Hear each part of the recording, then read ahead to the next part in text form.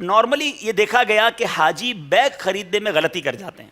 اچھا بیگ آج کل ایک بڑی سہولت آ گئی ہے کہ یہ جو بیگ ہیں یہ ٹائر والے ٹرالی بیگ جو کہلاتے ہیں, آپ ٹرالی والے بیگ لیجئے, اس طرح کے بیگ آپ لیجئے, یہ 4 ٹائر ٹرالی بیگ کہلاتے ہیں. تھوڑا سا مہنگا ہوتا ہے لیکن آپ کی جان چھوٹ جائے گی. اب دیکھیں اس بیگ کے اندر یہ چاروں ٹائر چل رہے ہیں. اب مجھے اگر بیگ وزنی ہے تو آپ نے دیکھا ہوگا کچھ لوگ یوں اٹھا رہے ہوتے ہیں, ٹھیک ہے نا. اب یوں چلنے میں آپ کو تکلیف یہ ہوگی کہ جتنا وزنی ہے یہ وزن آپ کے ہاتھ پہ آ رہا ہے, اور آپ نے دیکھا ہوگا کچھ لوگ جھک جاتے ہیں.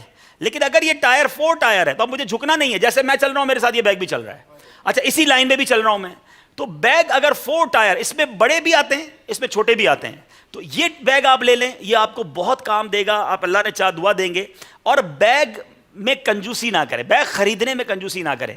کچھ اسلامی بھائی کمزور بیگ لیتے ہیں. اب بیگ کیسا لینا ہے, آپ سمجھے مجھے ایسا بیگ لینا ہے کہ میں اس کو فل کر دوں تو یہ فل ہونے کے بعد 12 بار اٹھا کر پھینکا جائے تو یہ بیگ زندہ رہے گا. ویسا بیگ لیں, کیونکہ یہ آپ کے سامنے نہیں پھینکا جاتا, لیکن یہ اس کے پیچھے جو اس بیگ کا حال ہوتا ہے نا آپ کے پیچھے, کہ جب یہ آپ فلائٹ کے لیے بیلٹ پہ ڈال دیتے ہیں اس کے بعد ایک بار اٹھا کر وہ ٹرالی میں پھینکا جاتا ہے, ٹرالی سے اٹھا کے جہاز میں, جہاز سے نکالتے وقت پتہ نہیں کدھر کدھر, کیونکہ جو حاجی معلم کے ساتھ جائیں گے ان کا بیگ تو بس پہ بھی جائے گا تو بس کی چھت سے بھی پھینکا جائے گا. تو کئی بار تو ایسا ہوا کہ حاجی کا پہلے ہی دن بیگ ہی ٹوٹ گیا. اب اس کی آزمائش پہلے دن سے شروع ہو گئی. اب جس کے بیگ کا ٹائر ٹوٹ گیا, زپ ٹوٹ گئی, ہینڈل ٹوٹ گیا. اچھا یہ ٹرالی والے بیگ تو بہت کم لوگ لیتے ہیں, وہ لیتے ہیں وہ ہاتھ میں اٹھانے والا, سمجھتے ہیں اسی بڑے طاقتور ہیں. آپ بڑے طاقتور ہیں لیکن آپ 5-10 کلو کا بیگ 5 منٹ کے لیے تو اٹھا لیں گے, لیکن یہ 10-15 کلو کا بیگ جب آپ کو کہا جائے کہ 5 کلومیٹر لے کے چلو تو پھر آپ کو یہ 2 کلو بھی بڑا بھاری لگے گا. تو ہاتھ میں اٹھانے والا, کاندھے پہ اٹھانے والا بیگ نہ لیجئے, آپ ٹرالی والا بیگ لیں, اور بہترین ٹرالی والا بیگ لیں. یہ اللہ نے چاہ پھر مدینے بھی تو جانا ہے نا انشاءاللہ. آپ اس نیت سے لیں کہ انشاءاللہ ایسے بیگ کو لے کر 12 بار مدینے جاؤں گا انشاءاللہ. تو آپ یہ کیوں سوچتے ہیں کہ ایک ہی سفر پر جانا ہے؟ انشاءاللہ اللہ نے چاہ اس بار حج پہ جا رہا ہوں, اتنی دعائیں کروں گا کہ اگلے بار گھر والوں کو لے کر حج پہ جاؤں گا انشاءاللہ, پھر اور بار بار مدینے جاؤں گا. تو ایسا بیگ لیں کہ انشاءاللہ یہ چلتا رہے. تو بیگ خریدنے میں احتیاط نمبر 1. ایک دوسرا مدنی پھول جو تجربے سے سیکھا کہ بیگ کا کلر تھوڑا ہٹ کے ہونا چاہیے. بلیک, کالا, براؤن, یہ کلر تو سب تقریباً بیگوں کے ہوتے ہیں. آپ اس سے ہٹ کے کلر لیں. اب آپ کہیں گے اس کی کیا وجہ, آپ دیکھیں تھوڑا سا ہٹ کے کلر ہے. میں سفر پہ جاتا ہوں, میرے پاس تقریباً بیگ الگ الگ کلرز کے ہیں. اس کی وجہ کیا ہے, اب جب ہوگا نا آپ جدہ ایئرپورٹ پہنچیں گے تو سینکڑوں بیگ پڑے ہوئے ہوں گے, ہو سکتا ہے ہزاروں بیگ آ رہے ہوں. اب آپ کہیں یار میرا براؤن والا یہ والا تھا یا یہ والا تھا, اب پریشان ہی رہیں گے آپ کا کلر ہی ایسا ڈرالا ہو کہ دور سے پتہ چل جائے وہ میرا بیگ ہے, آپ اٹھا کے لے آئیں گے. تو آپ کا کلر الگ ہوگا تو آپ کو اپنا بیگ پہچاننے میں بھیڑ کے اندر بھی بڑی آسانی رہے گی. دیکھیں آپ کو 30 کلو تقریباً ایئر لائن میں 30 kg الاؤ ہوتا ہے, معلوم بھی کر لیجئے گا.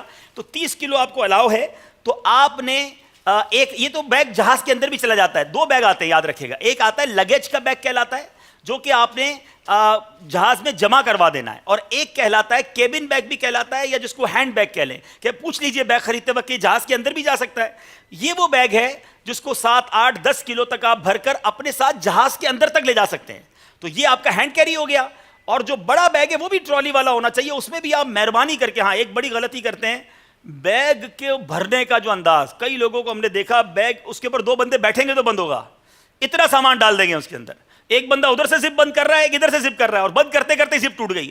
اور اللہ کے بندوں بیگ کو سانس تو لینے دو. تو ایسا نہ کرے, دوسرا بیگ لے لیں.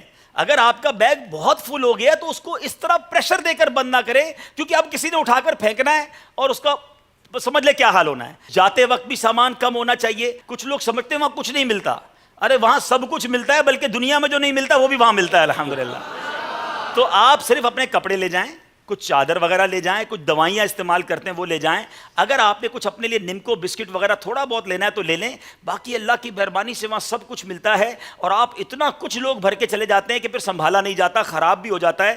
یہ بھی یاد رہے کہ ایئر لائن میں کھانے پینے کا سامان لے جانے پر پابندی ہے. تو کچھ لوگ جو گوشت کے جناب پیک کرا کے لے جاتے ہیں, اور سالن لے جاتے ہیں, اور روٹیاں لے جاتے ہیں, تو یہ سب چیزوں کی لے جانے کی, فروٹ بھی لے جانے کی اجازت نہیں ہوتی. تو اپنی ضروری دوائیاں حاجی کیمپ سے پیک کروا لیں, کیونکہ حاجی کیمپ کی اسٹیمپ لگی ہوئی ہوگی تو وہ دوائیاں آپ کو لے جانے دیں گے. تو حاجی کیمپ جا کر بتائیں ان کو کہ ہماری یہ دوائیں, وہ پیک کر دیں گے آپ کو. اور پھر آپ اپنے بڑا نارمل سا سامان لے جائیں, جس طرح آپ مدنی قافلے میں لے جاتے ہیں. کپڑے وہاں دھو لیں گے انشاءاللہ. اچھا خود نہیں دھو سکتے تو وہاں پر لانڈریز بھی ہوتی ہیں, لیکن تھوڑا بہت صرف لے کر حاجی ہم نے دیکھا ہے اپنے کپڑے وغیرہ خود وہاں اچھے انداز سے دھو لیتے ہیں. تو یہ ہو گیا.